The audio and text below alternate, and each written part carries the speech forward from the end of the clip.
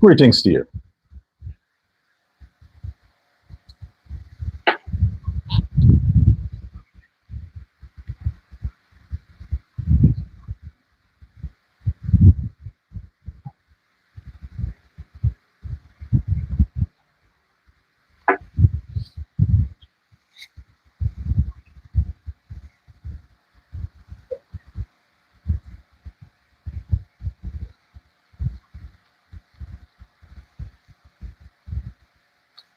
I'm considering what to say.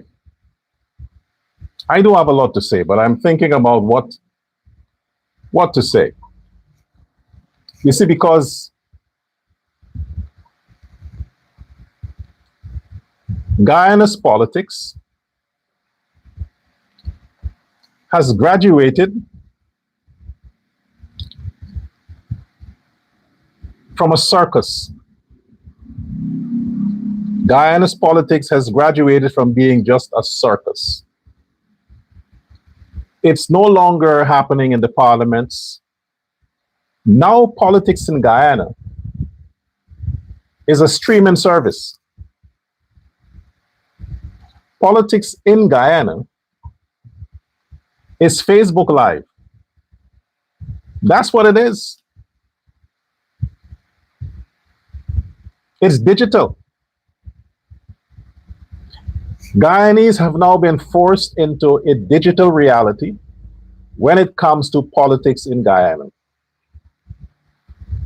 So Guyanese don't have to worry now about being alive in the country, dealing with the issues every day in the country. Thanks to the opposition leader, the accidental opposition leader, who you can no longer talk about or hoping to get some significant talking points from. All you have to do is to sit around and wait for updates. Mr. Opposition Leader, what are the latest updates you have for us? That is what politics has become in Guyana. In the space of 6 months, years of hardcore, masculine, common sense politicians and politics has been reduced to streaming. Facebook Live. And you would think they hate the white man. Welcome to Uncensored Guyana. I'm Dr. L. Prasad.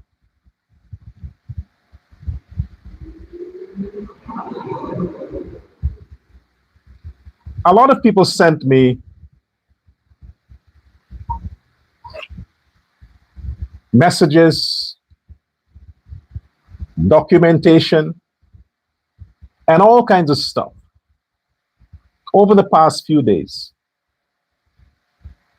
And one of the things they did also is that they're always forwarding, whenever the Mohammed Azruddin has some propaganda, whenever he has some propaganda, there are people who are sending me those links. I wouldn't dismiss it to say that they're operatives of his. I wouldn't draw that conclusion.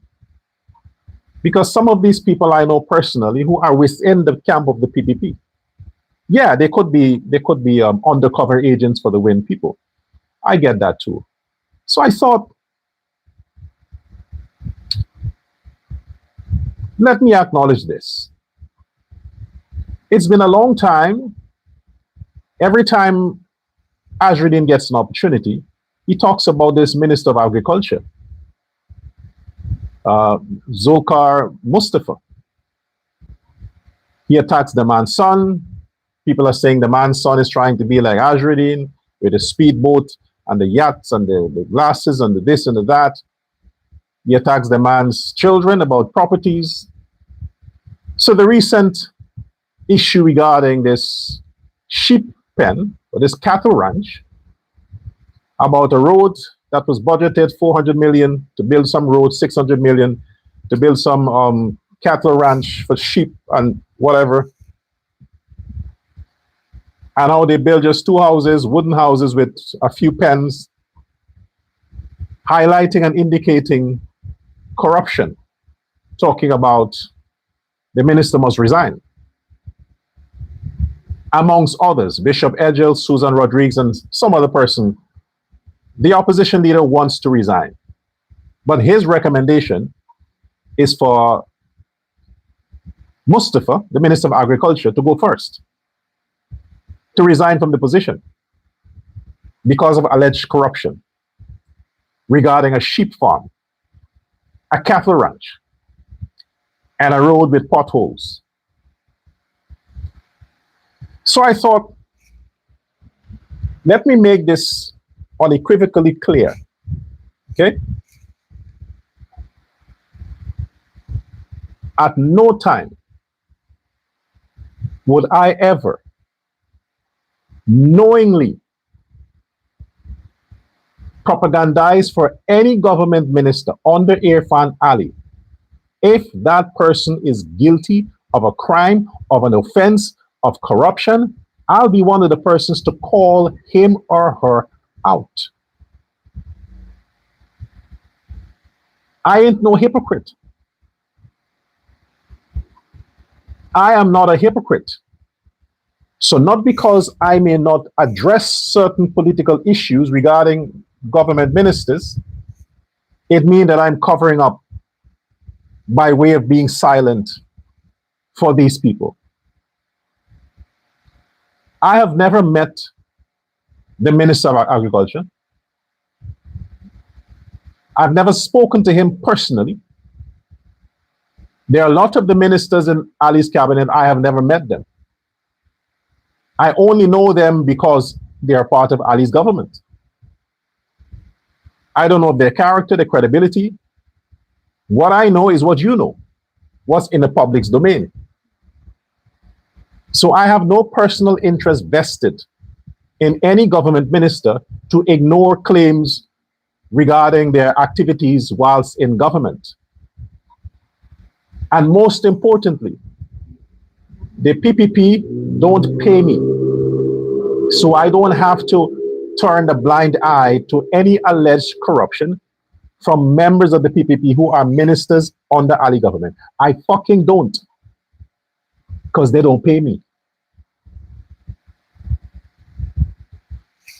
One of the reasons while I focus my subjects regarding the poisonous threat to Guyana, which is Azriddin Mohammed, it is because he is literally a poisonous threat to Guyana's economic and financial future. It is a fact. None of the other so-called corrupt officials aren't a threat to the economy, democracy, or the country as a whole. They're not. The man who is highlighting, for the want of a better word, all of these alleged corruption, he is the chief suspect when it comes to corruption of a massive international level, and he is waiting to be extradited. He requires the attention because he is a threat to Guyana's future, economy, and democracy. And I dare say his stealing of 191 billion, not alleged, 191 billion Guyana dollars, his stealing of that money has directly impacted the poor people he every day confessed to be supporting and helping. As a result of him stealing that money, it has deprived all the people that he every day seduced to talk on his behalf of development in their neighborhoods. $191 billion.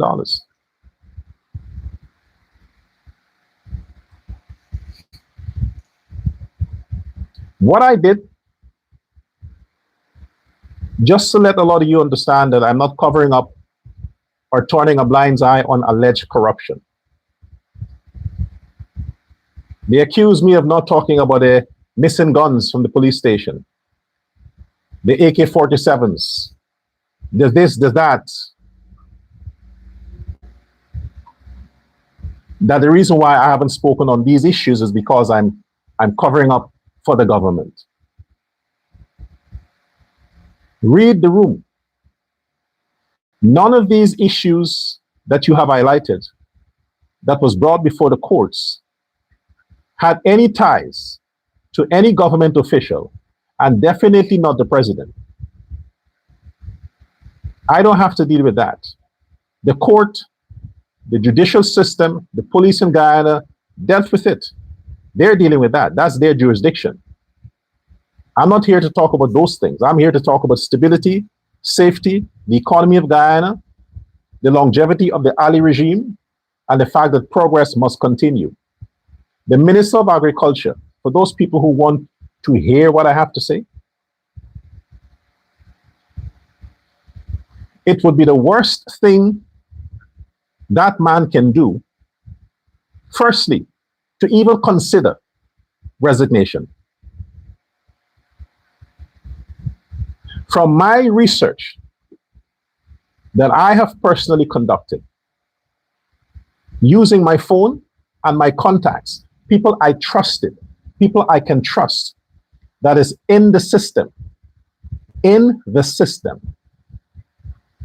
I personally call them and I say to them, I need Guyanese to understand they can trust me. I may come over a certain way that, okay, I'm racist, whatever. But at the end of the day, I'm fair. I'm fair and I'm just. If I'm criticizing black people, I'm criticizing the evil, the bad ones that are hurting society. Those are the ones I'm criticizing. Those are the ones I want to be put away with for life.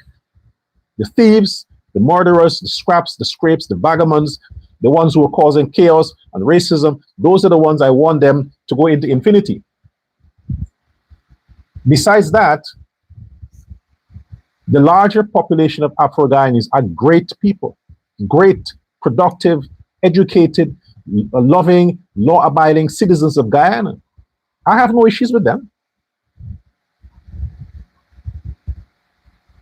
So I call and ask to get down to the bottom of this for me. I want to find out what about the Minister of Agriculture that is causing this continued attack on his person, his office, and his family by Azzuddin Mohammed. What is there that the public don't know? And they seem to be taking the word of Azzuddin, thinking this man is corrupt. I said, I don't want to speak for him. I don't know Mustafa. He's not a friend of mine.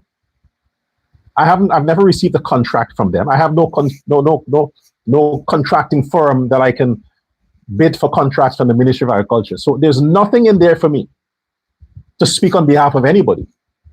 But I want to be fair. I want to be fair.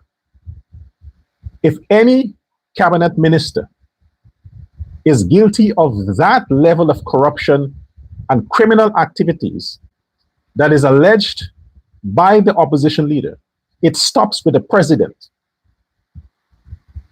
It stops with the president. The president is the one who entrusted these people with that mandate.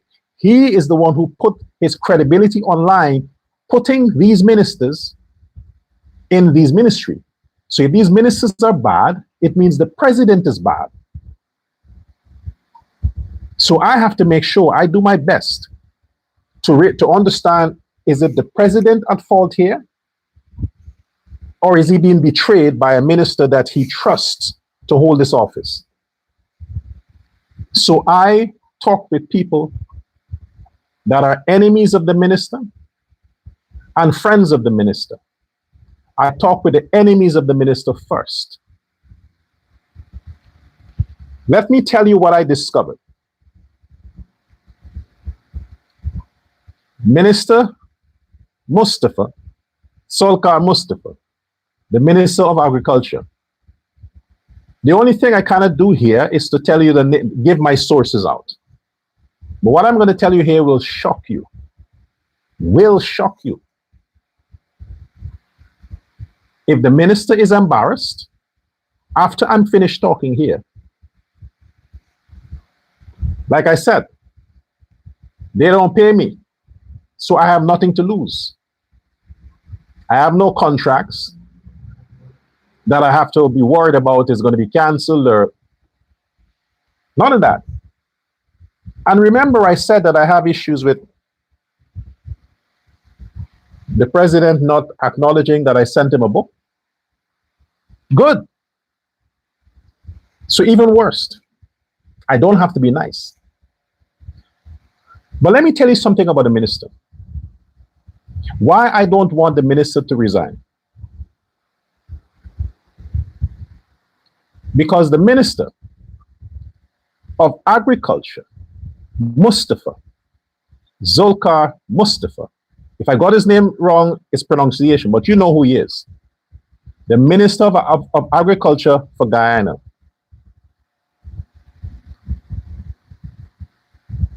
The man is heavily indebted. Heavily indebted. Do you understand?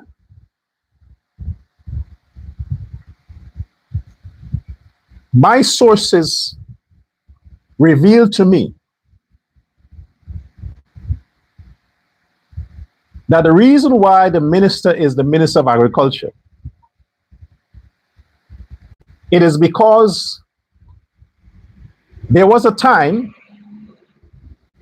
when companies connected to the Bahamas wanted to trick the system. That's before the sanctions. Before the sanctions, before all of this stuff, when the Bahamas were securing contracts. Remember that, right? Remember they were securing huge contracts from the Ali government. From 2020, 2021, when Ali became president, they were leeches, like leeches on demand. They want all the donations back. And for Ali to give donations back, they had to make sure that the Bahamas get contracts. And the Bahamas were not only tied to one company, they had like 10 companies, construction. So they would bid for tons of contracts. And when the contracts are awarded, all of it goes to the Bahamas.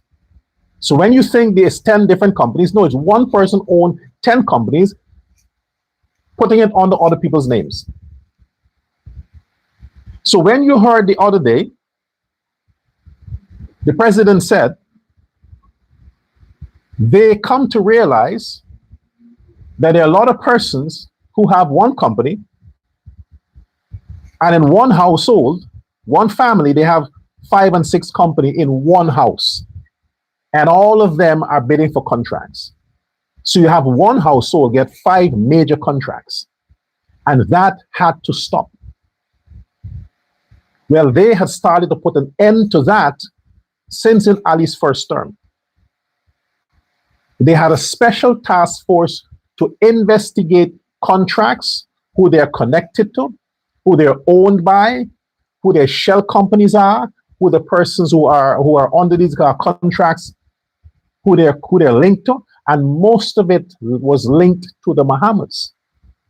So since because of the indictment and the sanctions, the government had to cease all financial dealings with the Bahamas and Bahamas Enterprise. Therein, all the companies they had as shell, as front companies, was affected. And all the people in these ministries that were facilitating these bogus companies for the Bahamas getting these contracts, they too were affected because they couldn't get their drawback anymore. They couldn't get their drawback anymore. So there was enemies within, enemies without. When I talk about the invisible enemy in my book, that's what I'm talking about. The invisible enemy that operated in the ministries that Suzanne Rodriguez was a part of before she became tourism minister,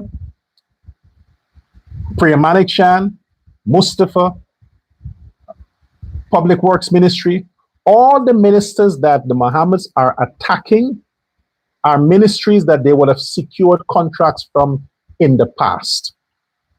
And they can't get contracts anymore because of their crimes against humanity. The sanctions and the fact they're facing jail time.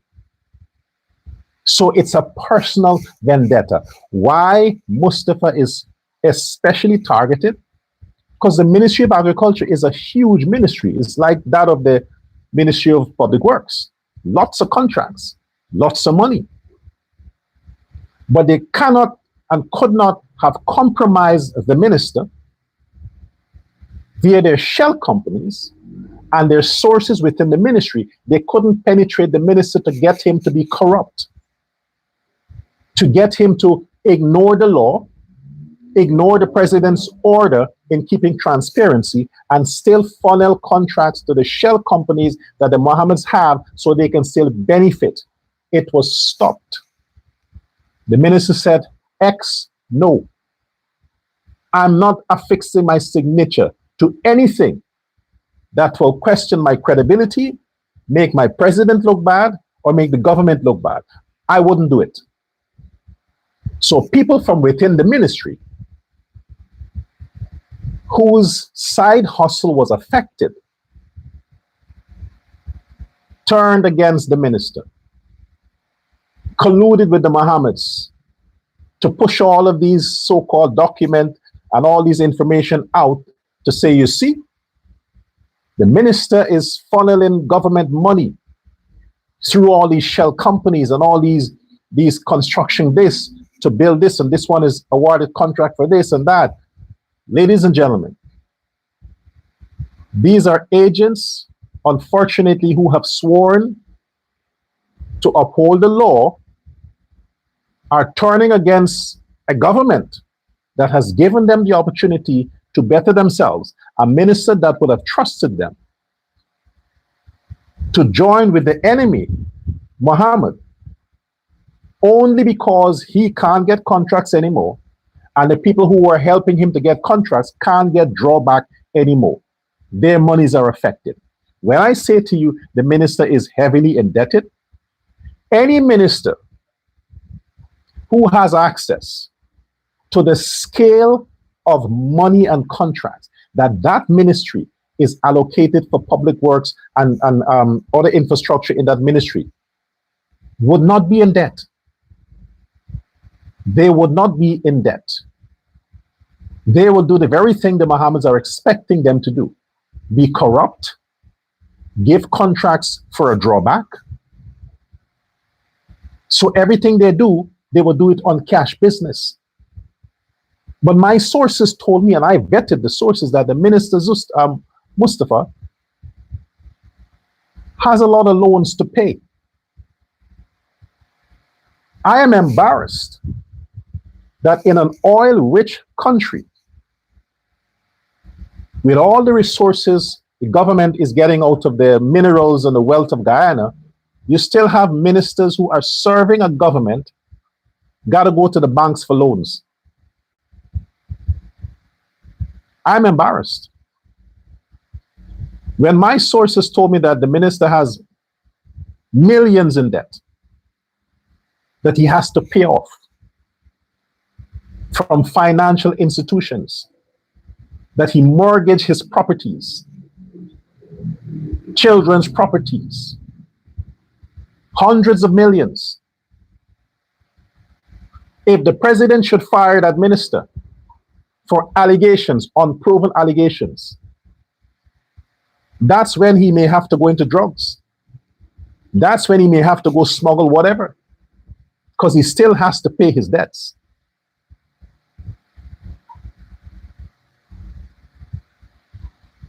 It was not my intention to paint the minister as a person who is indebted.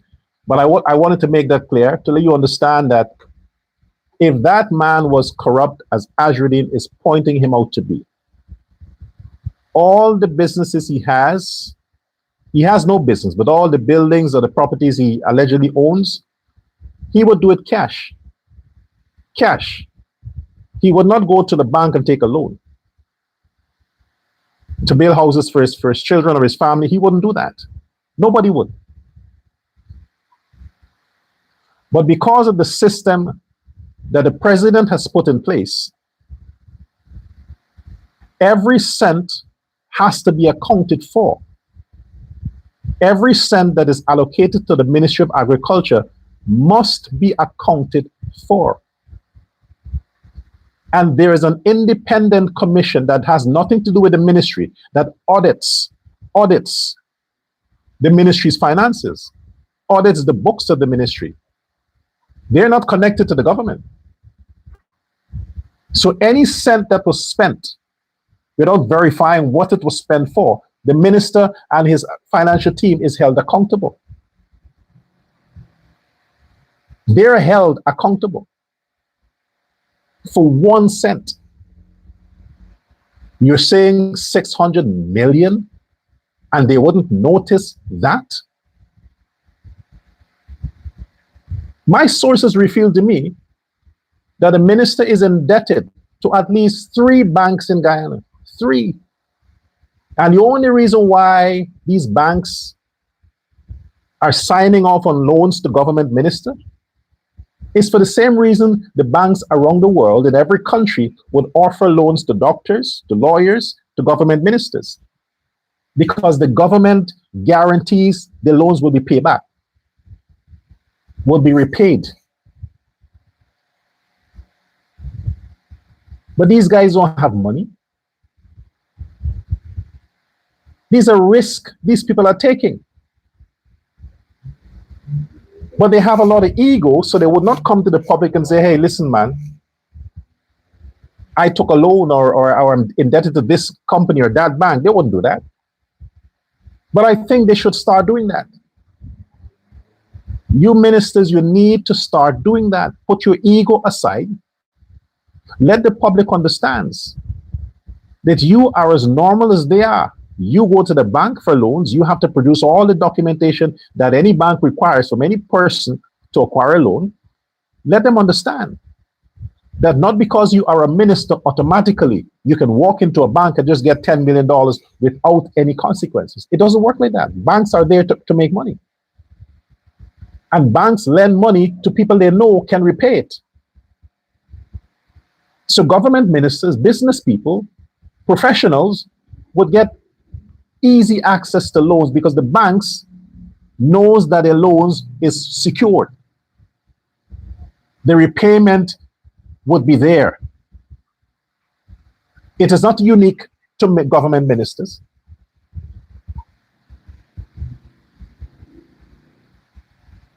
So yes, the minister is indebted to the banks. My question is to President Irfaan Ali, why would you suffer your cabinet this embarrassment? Instead of these ministers going to private banks to get loans, why can't they go to the central bank? Why can't the Central Bank of Guyana give loans to these ministers for property to build their homes, what it is? Why can't the central bank accommodate cabinet ministers or cabinet officials or government officials? Why do they have to go to the private banks to pay large interest and a shorter payback period? It is stressful. What the opposition leader is pushing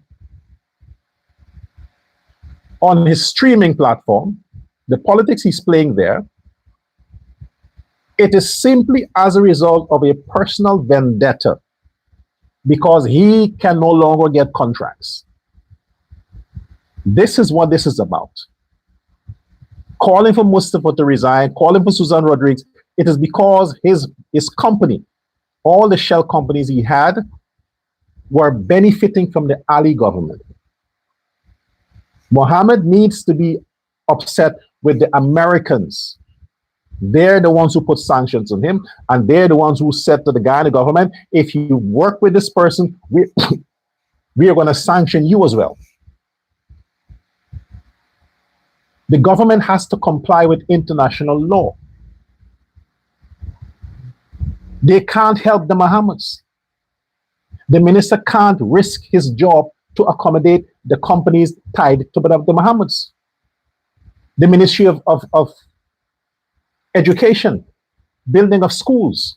You know how many contracts Mohammeds got before the sanction to build schools? They inflated a contract to build the fire police headquarters from 400 million to 600 million. What nonsense he's talking about? He abused public spending. Mohammed did. Contracts that cost 200 million,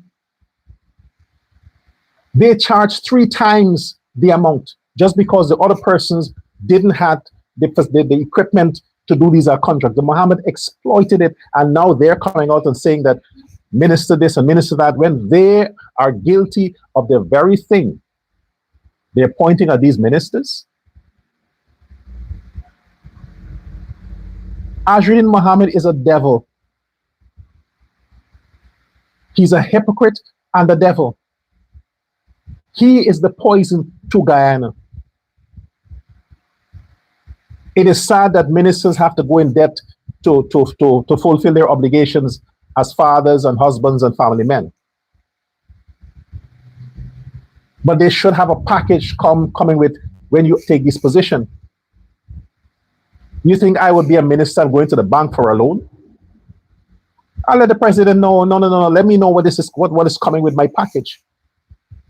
If I need to provide a future for my family, what is in this for me? I'm coming to serve my country. What is in it for me? I got to go get a loan from the bank to tie my children up for when they're older, they have to pay the loan. That's what this is it. If that's the case, I'm not interested. So the central bank need to get involved to facilitate an easier process. So these ministers don't have to be exposed like this, and everybody know their business. They're broke, they have loans, they have this. It's embarrassing. But Zulkar Mustafa is one of the best ministers in Ali's government. There are a few. One of them is the Minister of Agriculture. One of the best. Under his ministry, you all have seen. You all have seen the great things that man has done, and it's in Ali's idea. The ministers are recommending things, and the president is thinking about, hey, this is going to work. Let's do it. Ali's not the one calling them and say, hey, I'm thinking about this. No, he don't know everything. This is why he has ministers with brains. They're recommending, they're advising, they say, hey, let's do this, let's do that. And the president is looking at it with his advisors, and they're doing it. I repeat, the president is not Mr. Know-all. The ministers that he has is making him wiser. Mustafa is one of the best ministers in that cabinet. Shame on you, Mohammed. Shame on you. I hope the time comes very fast, since we didn't get it at the end of June, that you and your dumb ass can go. And I want to thank that woman in Essequibo who told you to your face, you think you're that popular? You think you're that famous? She told you, imagine an Indian woman told your stupid ass, she don't know you. Why didn't you edit that out of a video? You should have done it. You went all the way to Essequibo to find propaganda to make the minister and the government looks bad, that they're neglecting the Essequibians, the people with the storm, the flood. Oh my gosh, Minister of Floods. And the woman told you. Somebody talked her into talking to you, but she don't know who you are. It's the person who put her up to it. And the person is connected to you, Azrini. But these people don't know who you are. This is how you are not important. They don't spend time trying to figure out who this opposition leader is. They're not interested because what they know of you is that you are a terrible, evil person who robbed them from their taxpaying money, 191 billion. That's what they know. Otherwise, to that, they're not interested in you, Ajruddin. Why are you running into people's business? Oh, this poor woman. She lived there for 20 fucking years, rent free. 20 years rent free. Come on, man. You are living in a shop for 20 years. You didn't get there at age 40. You got there at age 20. What have you done in the 20 years? You couldn't build yourself up. You're not paying a rent. You couldn't build your place up, make it a little more livable in 20 years living free. Look, fuck that nonsense. My point is, this fool, this imbecile, is attacking these ministers because they're not helping him to rob taxpayers. So it's a personal thing for him. Mohammed, it's a personal thing for him. And I want to also applaud the president with the appointment of the judges. The judges. You see, Guyana has a judicial service commission for a reason. They know their colleagues. They know who is good for what position. The Judicial Service Commission, just like the Teaching Service Commission and all these other commissions, they know their staff, they know their colleagues, they know their friends. They know who is good for what. So when they recommend people for certain positions, you have to listen to them. What does the president know about appointing judges? He's not a lawyer. He's not into law. He has to go with whatever recommendation comes from the Service Commission and the Attorney General. How come they need to consult with a dumbass like you, Ajruddin? You are a joke. Ajruddin Mohammed, you are a joke, an asshole. You want learned judges and lawyers to call you in and say, what do you think about these 5 nominees? You can't even fucking read their profile. For you to even make a decision on these judges, you have to study each and every one of them. Talk to your people. What do you think? Check their track record. Do a deep dive, understand their political stand. You have to do all of that to say, well, I agree with this one and not that one. You think this is just sending you a notification like a wife would do? Honey, I'm going on the road. No, they don't need to consult you, Ajruddin. This application of the Constitution doesn't apply to you. It applied to Norton. He's an intellectual.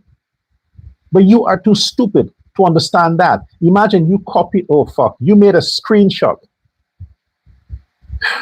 of some line from the Constitution regarding judges' appointment and post it on your wall. Imagine, you couldn't even memorize it or come on your live and talk about it. You put a screenshot. That is some real dunderhead, low-life shit. Opposition leader whining like that. We have never seen this in the history of politics in Guyana. That's the level it came down to. And all them other fools with ambition are following along the same shit. They're following along Ajruddin's, now he's a trendsetter as it relates to politics in Guyana. Whatever he does, they're following. Because they realize that they're irrelevant now. Nobody gives a fuck about them. Nobody cares about them. So to get attention, they have to song like him, like Dexter Todd. Dexter Todd, that situation you covered yesterday, that is for Ajruddin, that's not you. I get it, you're a lawyer. And if people need legal representation, then okay, they call you.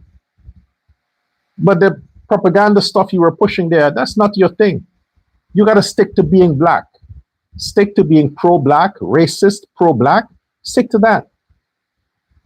And why I injected pro-black here, I want to call you out on something, Dexter Todd. Why do you think it was necessary for you to punctuate, the person to whom you went there to speak on her behalf was an Indo-Guyanese.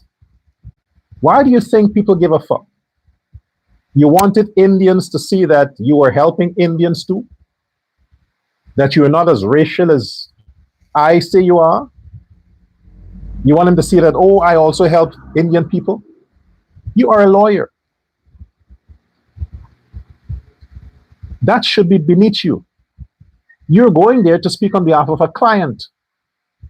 Why is it necessary to say the client's ethnicity? This is not racializing black people. Why do you think the woman was running from the camera? Because you embarrassed her. You had to talk Indian to prove a point. That this is an Indian woman calling on a black man to help her while an Indian government is allowing the police to do what they want to Indian people. Either way, no matter how you people try, when you open your mouth, you're making it worse for the PNC. You're making it worse for the PNC. Here you're trying to let Indian people see that PNC is trying to help them. But at the same time, you're being racial. At the same time, you're being racial. How do you think they'll trust you? Do you see Indian people going around doing that? Oh, I'm helping a black person. You never hear Indians doing that. You niggas are so fucking stupid, man. And you're supposed to be professionals. As a lawyer.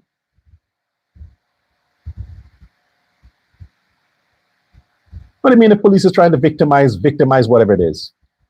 The police that went to do their jobs are black police officers. Black police officers. You are talking against your own people. They're black police officers. What does that got to do with Ali? Or the government? Or the Minister of Home Affairs? Did the Minister of Home Affairs send them there to kick that woman's door down? Did the Commissioner of Police send them there to kick down the door of that woman?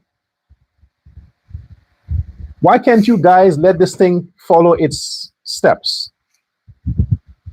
If the public has an issue with the way police conduct their services, you have a department in the Guyana Police Force that deals with that. You make a complaint. If you're not satisfied, you take a lawyer.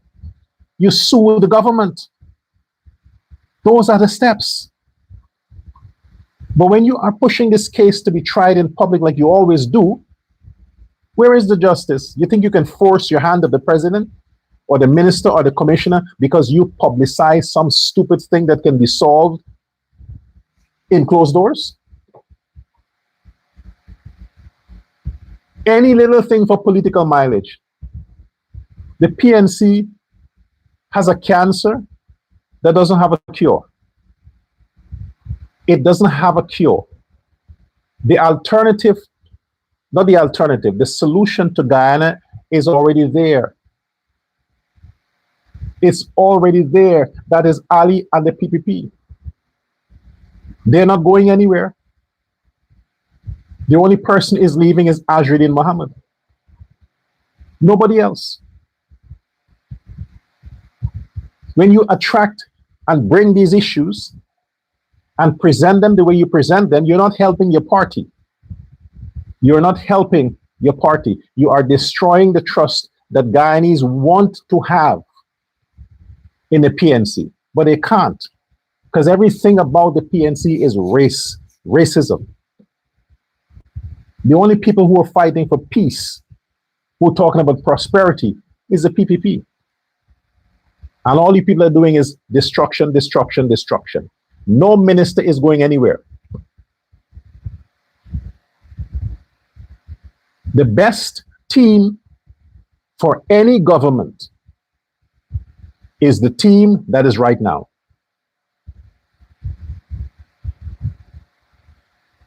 And because these ministers are not, I repeat, corrupt, is the reason why they are attacked constantly. That's why they are constantly attacked. because they would not sign fake document. They would not agree and collude with individuals and companies to rob the Guyanese people. They wouldn't do that. They stick to the law. They stick to the policies. They stick to the wishes of the president.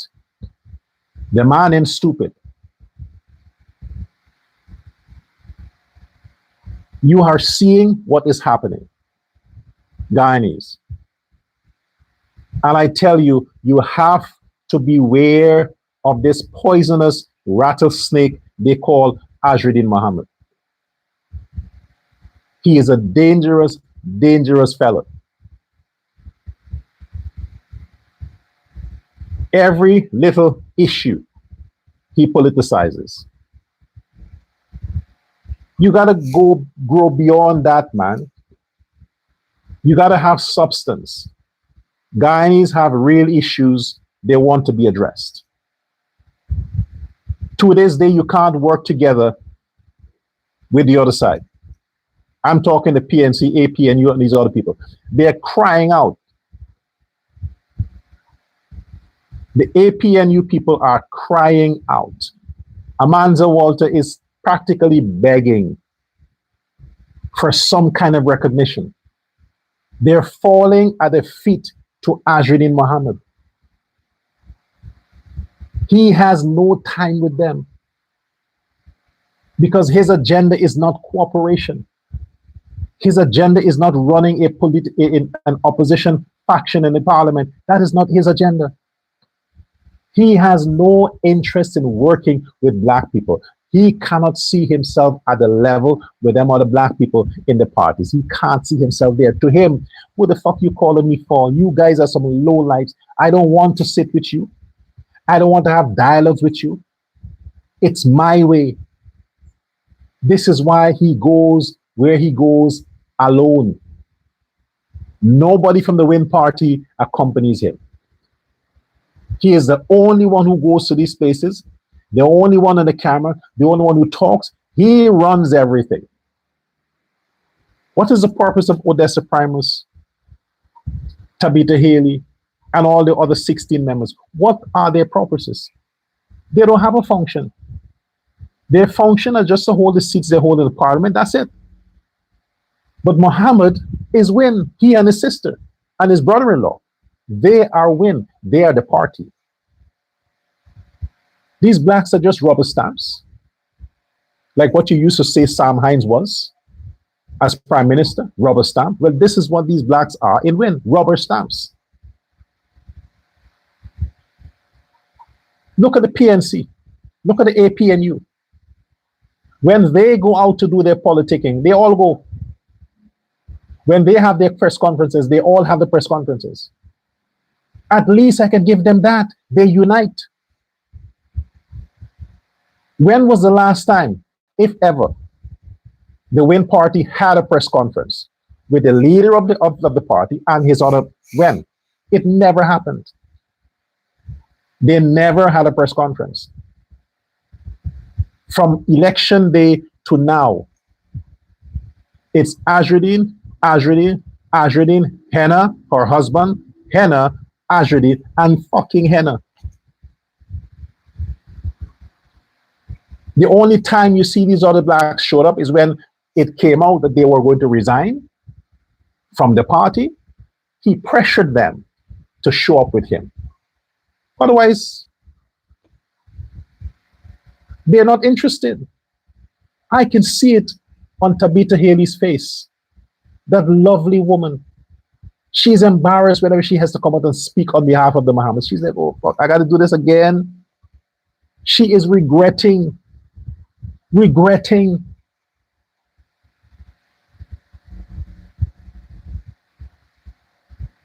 Because of the poison they have for an opposition leader.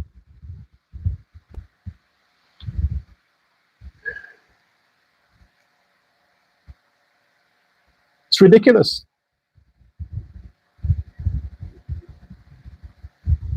We have to be proud and satisfied that our monies are spent and being well spent The government is transparent. The government is documenting everything it does. Now the government is venturing to digitalize every ministry, every department. So you, the public, we, the public, can go online on any government site and we can see how our money is being spent. Even now, we can. They give you a report. The PNC is constantly challenging the expenditure of the government. They are the opposition party. What the PNC is doing, that is how an opposition party needs to operate. Not this fucking one-man band, rogue, accidental opposition leader running around with a camera and a mic and the cameraman who happens to be his driver just to look for propaganda.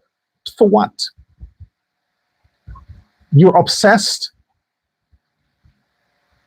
You are not the president, Azruddin Mohammed. You have never even the respect of sharing the wife you are so embarrassed about. Not even your wife. You had the respect to even bring her along at your swearing in. At your swearing in as opposition leader. You didn't have the decency for your wife to be there. No public event that involved you. You had the decency to bring that woman or your children. Introduce them to the public. Say, hey, this is your family. At least you may have a little more sentiment coming from the public side. And appreciation. You have blanketed, ignored the fact you walk around the country as if you're a single man, flirting and posing with, I mean, come on, man. Look at the First Lady today. Yesterday. Irfaan Ali at the St. Joseph's school soil turning for the new building. Have you listened to her? Now tell me, if in the next few years she becomes more prominent and she decides, you know what? Her husband inspired her. She wants to be proud for her two sons. And she decides to become more active in politics and becomes the chairman of the PPP and a presidential candidate. Don't you think Guyanese will vote for her? Yes, they'll vote for her. Why? She's a classy woman. She's intelligent. She dresses decent. She looks presentable. She's well spoken. Don't you think they're going to vote for her? The president don't hide his wife. He don't police her. She don't have to be dragged along everywhere he is or everywhere she is, he's dragged along. No, he trusts the woman. She's free to be first lady, to function in her office as first lady. Where is your wife, Azruddin? Are you embarrassed of her or is she embarrassed of you? You beat her up so much that she don't want to be seen in public with you. Because if she comes in public with you, people might see the tears. She probably would just freak out and say, you know what, this is my chance to let the country know how this man has abused me for years. Maybe that's what you are afraid of, Azruddin. You don't want her to come in public. Because maybe she's going to burst your bubble and tell the public what an abusive man you are. So you are ashamed. You don't threaten. You are threatened by that. But look at the Ali's wife. She is a class act. You are a disgrace, Azruddin Mohammed. The day you set foot on that plane, you and your father, what, he's taking rest now? He's offline. He lost his phone. Shell decide to retire from cussing out black people? Is he still in Guyana? Can someone verify that Shell Mohammed is still in Guyana and he hasn't escaped to one of the close countries? Can't go to Venezuela, nor Cuba. But can somebody say if Shell is still there? Because we haven't seen or heard from him. The son is distracting us with all this shit while his father may have just left the country, a fugitive on the run, waiting for his son to join him. But accidental opposition leader. Guyanese don't want to hear from you. Guyanese know what they're getting from their government. An extension of the St. Joseph's School, 250 students more, and guess what? For free. Now the children can say, hey, I'm going to do my best to get good grades at the CXC and on the end of the term examination because I can get now into St. Joseph's School. I can get into these top schools because they have room for more students. They have more facility. Now more opportunities are there. I can choose my career path. Guyana is now creating skilled individuals, not just intellectuals, skilled individuals. Because the country needs skilled individuals to build on Ali's dream, on the prince we have as president, on his dream. And this is what he has done. Guyanese, your children have more opportunities now to become engineers, entrepreneurs, computer experts, AI freaks, because you have a president who is giving it for free. They say they don't value stuff when they get it for free. Trust me. You better value this freedom you're getting. This level of education for free, you better value it. And chase the dream. Not America. In Guyana, dreams come true. Dreams are possible in Guyana right now. Dreams are possible.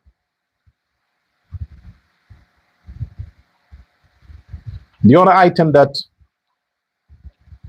some folks seem to think that I should speak on, I said in the past, Suriname and Guyana are cousins. Cousins.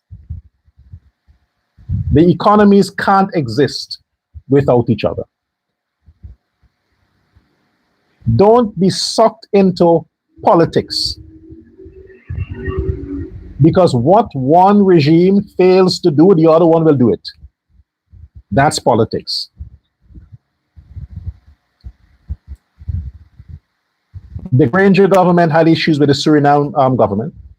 Remember that? But then Ali came in 2020, 2025, and he worked well with Santoki. They had a greatest relationship. Granger would not have worked well with Santoki, but Ali did. So if the government now in Suriname, and for whatever reason they have the teeth and tongue biting with Guyana government, that is politics. For you, the public, don't be sucked into that. Behind closed doors, they ship some champagne together. They're friends. Both sides has to play the game for their constituents. At the end of the day, the bridge has to be built. It has to be built.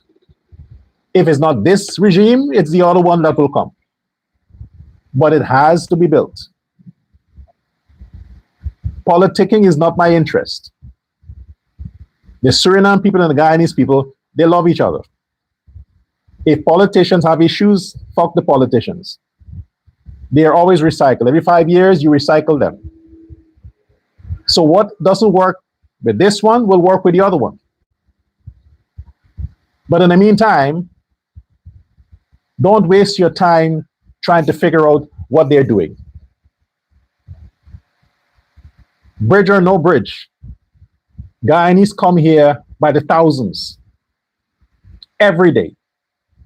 Surinamis go to Guyana by the hundreds every day. British don't affect that. They go. They marry each other. They have kids with each other. Generations intertwine. Don't let politicians mess with your brain. That is what I will say on that issue.